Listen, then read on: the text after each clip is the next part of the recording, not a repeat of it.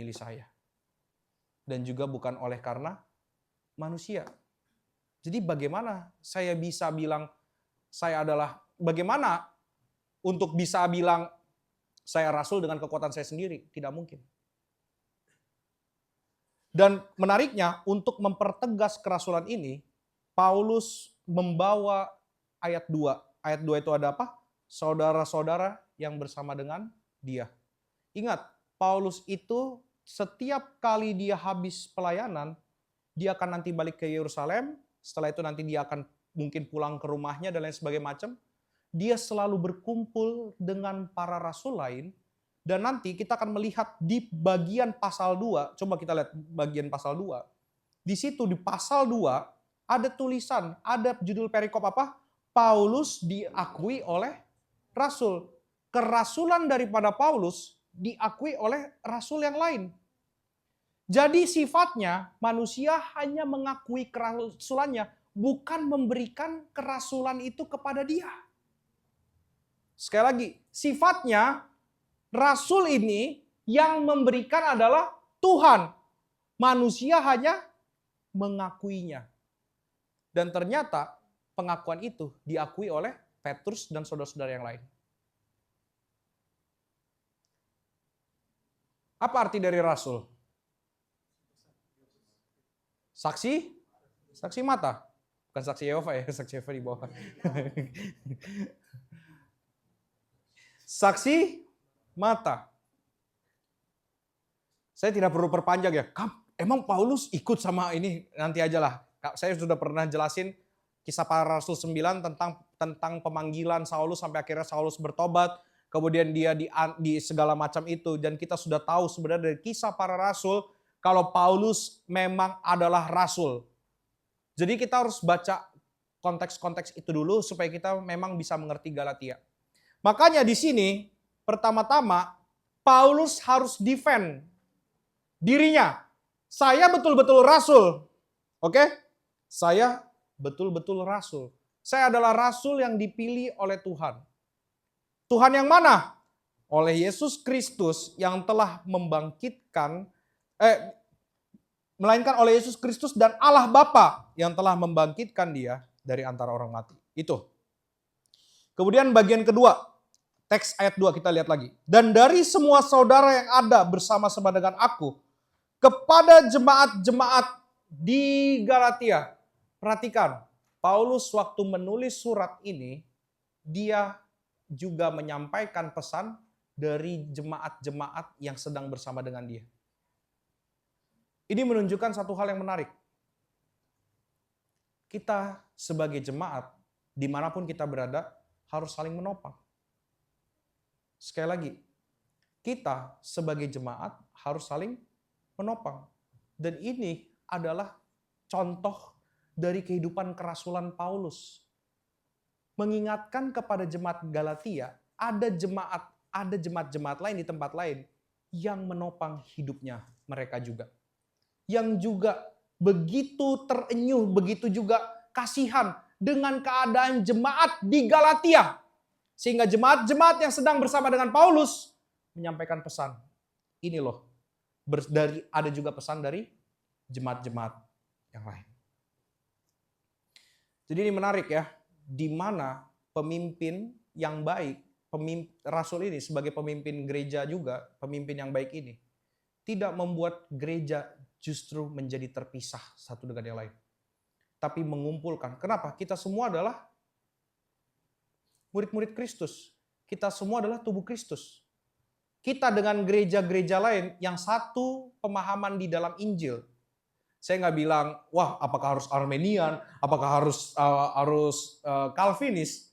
Yang saya tahu, gereja yang percaya kepada Injil Kristus, yaitu bahwa Kristus mati, Kristus datang ke dalam dunia, kemudian mati, kemudian bangkit, kemudian naik ke sorga, kemudian dia datang lagi ke dalam dunia untuk nanti menjemput serta menghakimi seluruh dunia ini. Dia dan kita, gereja-gereja yang mempercayai ini adalah satu di dalam tubuh Kristus. Sehingga kita jangan bermusuhan dengan gereja lain. Justru kita harus saling menopang. Dan ini panggilan yang sangat penting juga, di mana kita juga harus menopang gereja yang lain. Nah, jadi penegasan kerasulan ini adalah ini. Di mana dia memperkenalkan dirinya seperti apa, di mana dia mengingatkan bahwa dia dipilih oleh Tuhan, dan juga di mana dia bersama dengan saudara-saudaranya itu mau mengingatkan jemaat di Galatia, kalau jemaat Galatia itu juga diingat oleh jemaat di tempat dia sedang berada saat itu. Pasti kalian semua bingung karena tidak ada khotbah ini sedang menyentuh kehidupan Anda masing-masing, betul? Tapi ingat, firman Tuhan, meskipun itu sedang tidak menyentuh Anda, kalau itu dicatat, Anda harus mempelajarinya. Seberapa membingungkannya ini, coba pelajari. Pentingnya apa ini buat saya? Kenapa Papa harus pentingnya buat saya? Apakah Anda main karakter di dunia ini? Dan yang lain adalah NPC? Apakah Allah adalah NPC dan Anda adalah MC? Tentu tidak. Main karakter udah pasti adalah Allah. Maka bagaimana firman Allah dinyatakan? Setiap ayat yang kita baca, coba pelajari baik-baik. Sulit? Sulit. Kenapa sulit? Sebenarnya bukan karena kita gak ngerti, karena gak ada hubungannya sama hidup kita. Betul gak? Memang kita terlalu egosentris, betul? Menganggap semua khotbah-khotbah harus nyangkut dulu sama hidup kita. Enggak. Harus menyangkut tentang Allah. Harus kenal Allah. Asik ya? Kalau di gereja lain gue udah diusir nih. Untuk gereja ini. Tenang. Anda yang mendengarkan khotbah saya bingung, apalagi saya yang bikin. Mari, kalau kata rektor saya, mari kita pusing bersama. Jadi jangan biarkan hanya saya yang pusing. Ini belum intinya, ini baru salam, ya. Ini belum intinya, ini baru salam ya. Salam aja udah ribet ya. Ya gitulah, kalau kita berhadapan dengan orang-orang yang bukan Yahudi, ini kan teks surat-surat yang bukan untuk kepada orang Yahudi. Ini penuh dengan kekayaan sastra sebenarnya. Karya sastra yang sangat luar biasa, bagaimana cara penulisan dan sebagainya yang luar biasa yang kita bisa telaah dengan berbagai macam sudut. Tapi tentu, kalau sudut yang kita pandang tidak mencapai titik yang sama, lebih baik engkau pindah dari sudut itu. Sekali lagi, kita bisa melihat dari berbagai macam sudut. Tapi ingat, kalau kita lagi melihat, misalnya poin kita adalah ini, ya semua bisa lihat kan dari berbagai macam sudut. Tapi kalau poinnya ini, ternyata Anda tidak bisa lihat ke sini, lebih baik Anda pindah cari sudut yang lain, supaya Anda tetap lihat poin ini. Paham maksud saya? Mungkin supaya lebih jelas lagi kali ya. Coba Rapjo masuk sini. Ini poinnya, ya. Coba berdiri di sini. Enggak berdiri di sini. Saudara-saudara yang sebelah kanan bisa lihat? Bisa lihat poinnya? Yang di kiri bisa? Bisa kan? Kanan bisa? Maka supaya Anda lihat poinnya gimana caranya? Pindah. Itu dia maksud saya. Silakan duduk. Terima kasih. Paham ya? Ngerti ya? Oke, kita masuk. Ini kalau yang kedua ini baru lebih masuk ke kehidupan. Kalau tadi masuk ke Paulus. Paulus sudah tidak ada ya. Lah emang kalau dia masih ada? Kalau dia masih ada bagaimana saudara-saudara? Kita masuk ke bagian kedua. Tadi penegasan kerasulan. Sekarang penegasan Injil. Ayat 3-5. Ingat, tadi apa yang terjadi di jemaat Galatia? Jemaat Galatia terpengaruh dengan kalau kita percaya, kalau mau selamat, percaya Yesus dan perbuatan baik, atau sunat, atau hukum Taurat, atau apapun lah. Tapi lihat, ayat 3 dimulai dengan kata apa? Kasih karunia menyertai kamu dan damai sejahtera dari Allah Bapa kita dan dari Tuhan Yesus Kristus yang telah menyerahkan dirinya karena dosa-dosa kita untuk melepaskan kita dari dunia jahat yang sekarang ini menurut kehendak Allah dan bagi kita. Dan kehendak Allah dan Bapa kita. Baginya lah kemuliaan selama-lamanya. Amin. Menarik. Gerejanya lagi kacau karena pengajaran. Tapi yang disampaikan Paulus apa? Kasih karunia menyertai kamu, dan damai sejahtera dari Allah Bapa kita dan dari Tuhan Yesus Kristus telah menyerahkan dirinya untuk melepaskan kita bla bla bla bla. Perhatikan. Bahkan ini kalau saya boleh memikirkan ya, bayangkan gereja yang sedang kacau karena sedang dipengaruhi pengajaran yang sesat. Ternyata Kristus tetap memberikan kasih karunia-Nya. Itu artinya apa?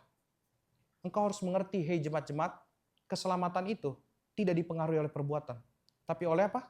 Kasih karunia Kristus yang berserta di dalam gereja itu.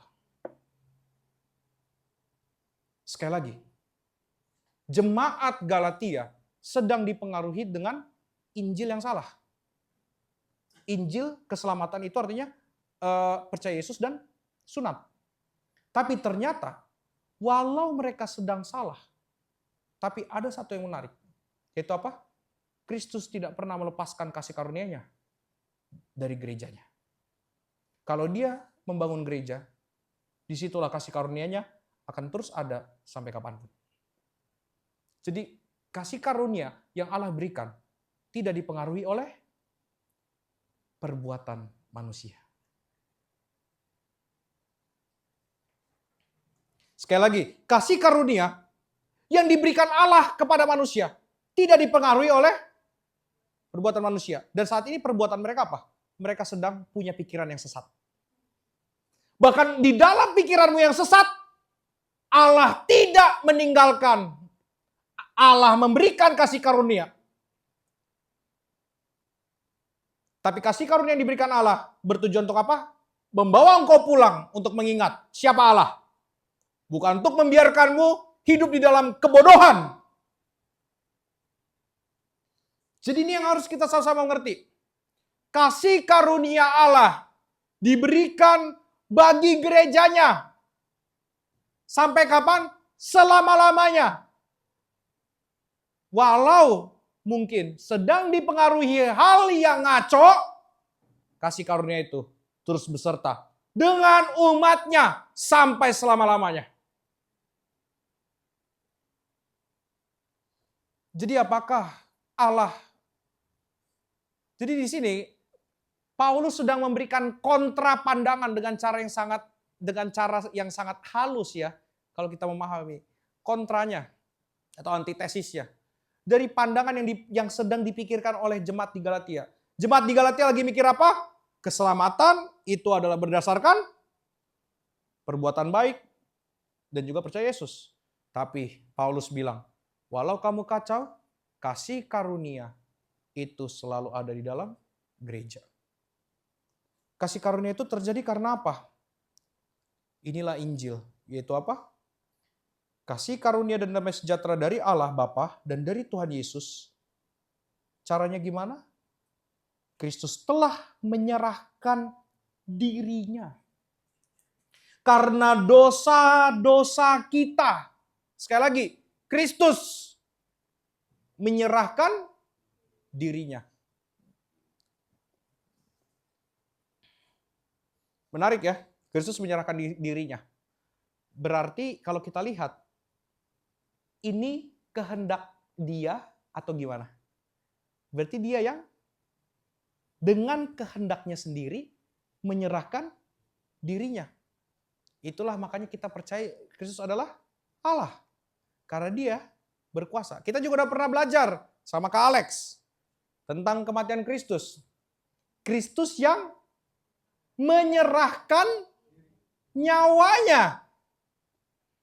Sekali lagi, Kristus yang menyerahkan nyawanya. Ada di sini yang bisa nyerahin nyawanya? Selain Jevanya. Ada di sini yang, Rabjo, ke dalam tanganmu. Ya pemain bowling.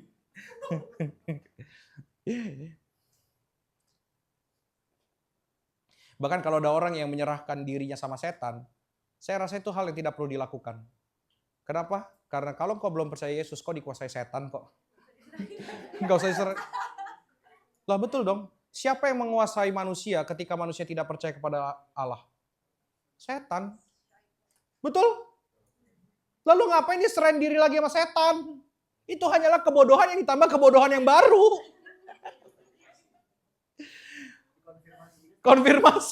Konfirmasi kesetanan. Ingat loh, waktu kita belum percaya kepada Yesus, yang menguasai hidup kita siapa? Syaiton. Kita berada di dalam kekuasaan kegelapan. Ya, kita ada di dalam kuasa kegelapan, terus kita nyerahin diri lagi di dalam kuasa kegelapan. Ngapain? Lu udah gelap, nyerahin lagi ke gelap. Emang ada gelap? Gelap yang gelap tuh apa gitu? Nah, tetapi kalau kita sudah percaya Yesus, tidak mungkin kita akan masuk lagi ke dalam yang gelap. Kita sudah ada di dalam terang selamanya. Jadi sekali lagi perhatikan, di sini kita lihat Injil itu apa? Yesus menyerahkan dirinya. Karena apa? Dosa-dosa kita. Perbuatan manusia, hasil terakhirnya adalah dosa, bukan baik.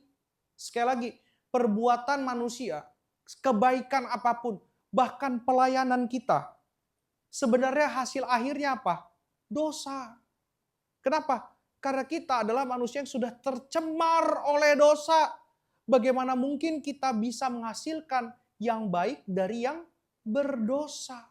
Itulah kita perlu Kristus yang mati, yang mau menyerahkan dirinya karena dosa-dosa kita.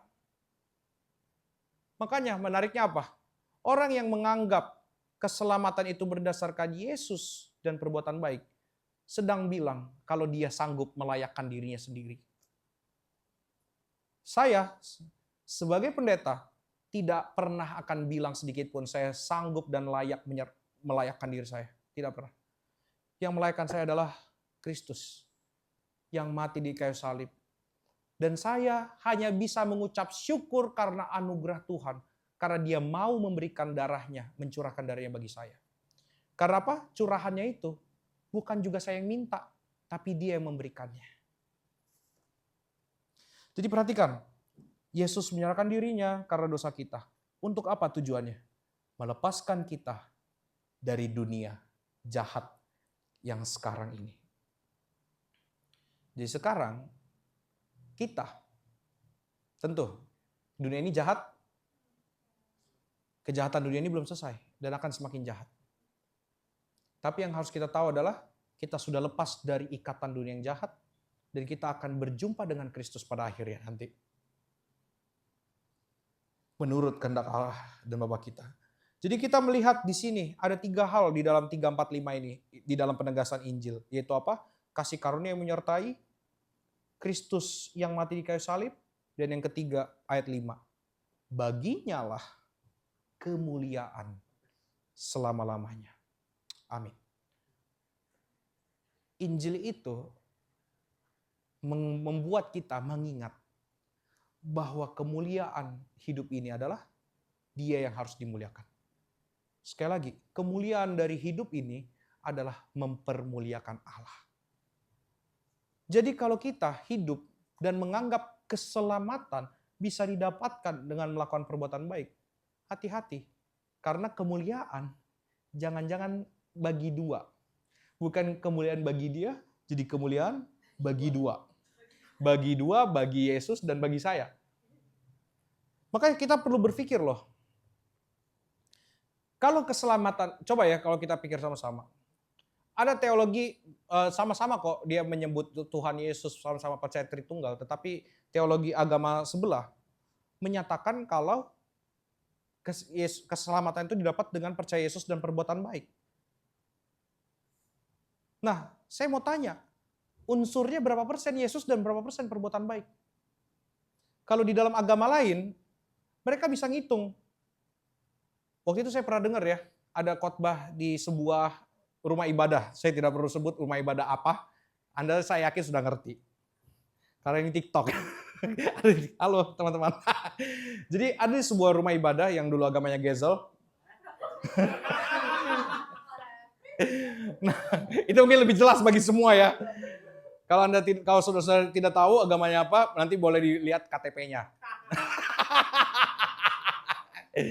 Nah, jadi di situ waktu itu saya pernah dengar kalau orang dia merencanakan yang baik dan dia melakukan yang baik, dia mendapatkan poin 10. 20. Ada kan? Ini ada, di gua nggak ngarang. Demi Tuhan nih ada, di gua nggak ngarang. Kalau dia Nah, kalau dia merencanakan yang baik tapi tidak melakukan yang baik, berapa Gezel? Dia merencanakan tetapi tidak melakukan. 5. Tidak melakukan kan? 5. Gua nggak bohong, ada. Nah, itu yang baik. Sekarang yang sebelahnya. Kalau dia merencanakan yang buruk dan dia melakukan yang buruk, berapa? Minus. Dan kalau dia merencanakan yang buruk tapi tidak jadi melakukan, berapa?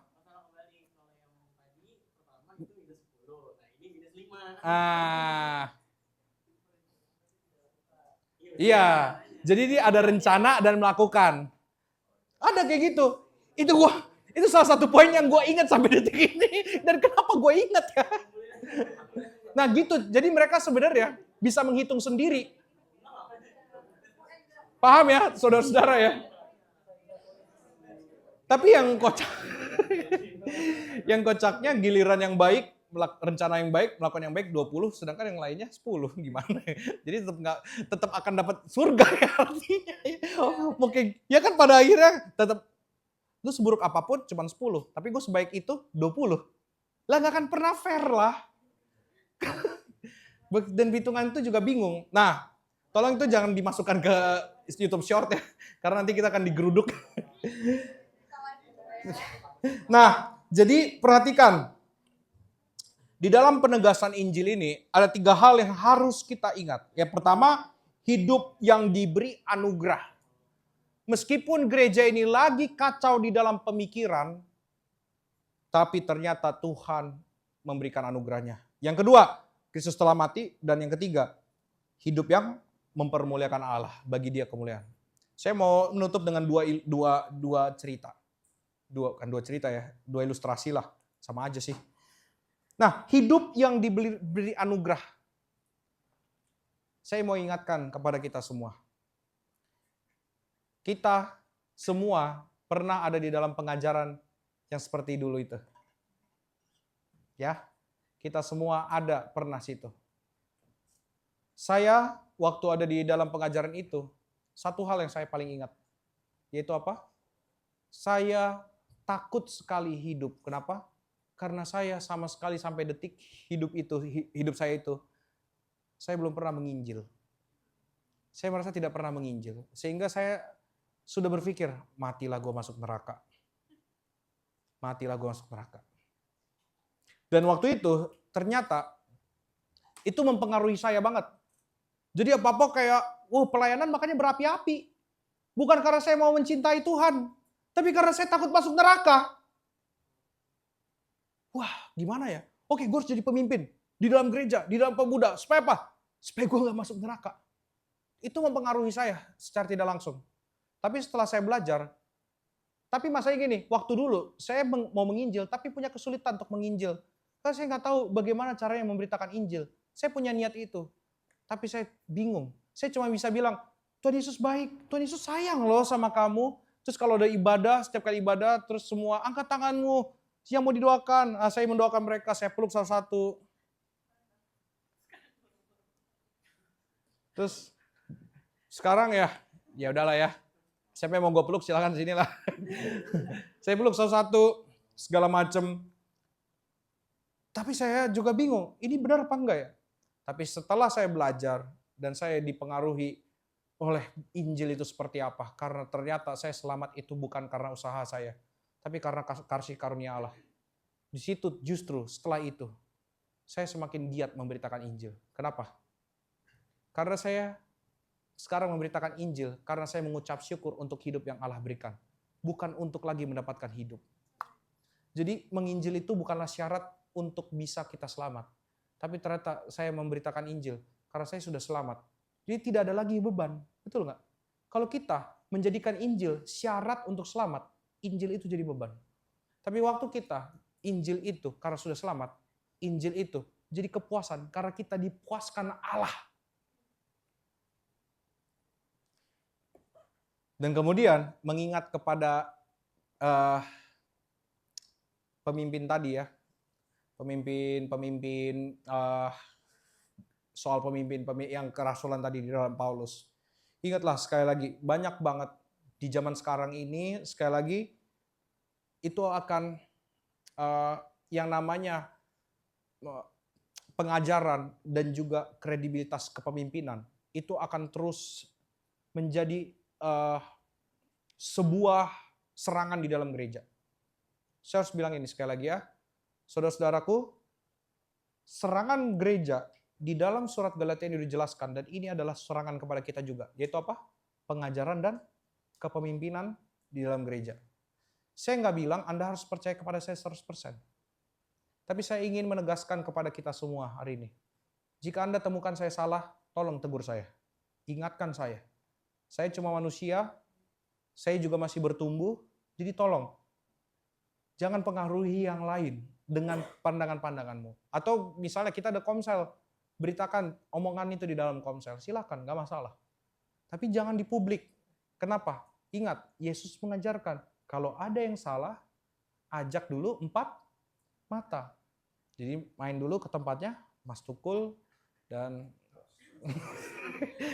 Trans 7. Nah, jadi perhatikan nih ya. Jadi itu akan merusak kita. Nah, sampai nanti akhirnya tidak bisa dibendung, barulah bawa forum itu kepada jemaat. Tidak masalah, silakan lakukan itu. Sekali lagi, kalau Anda temukan saya salah, tegur. Gitu ya. Kita tidak masalah untuk dipertanyakan, tapi jangan sampai kita membuat yang lain jadi cedera imannya karena membuat yang lain resah dengan kita belum tahu apa, kita cuma tahu sedikit, dan mereka yang tulus hatinya jadi susah percaya Tuhan. Jadi ini tolong ya, sama-sama kita belajar. Oke? Baik, kita berdoa. Kami bersyukur kepada Tuhan, bagian ini sudah kami pelajari. Tuhan, berkatilah kami untuk mengerti mengenai kepemimpinan di dalam gereja dan peran penting Injil di dalam hidup setiap kami. Tolong Tuhan, hidup yang sejati karena hidup dilahirkan dari pendengaran akan pemberitaan Injil. Tuhan, tolong kami supaya kami memahami, menikmati, membagikannya. Karena kami tahu inilah hidup yang sangat penuh dengan sukacita. Karena Allah yang baik rela memberikan nyawamu supaya kami, orang-orang berdosa, boleh selamat. Terima kasih. Biarlah firman ini kami gumuli, dan juga Tuhan tolong di pembahasan-pembahasan berikutnya kami bisa menikmatinya lebih lagi. Tuhan, terima kasih. Hanya dalam nama Yesus kami telah berdoa dan mengucap syukur, haleluya. Amin.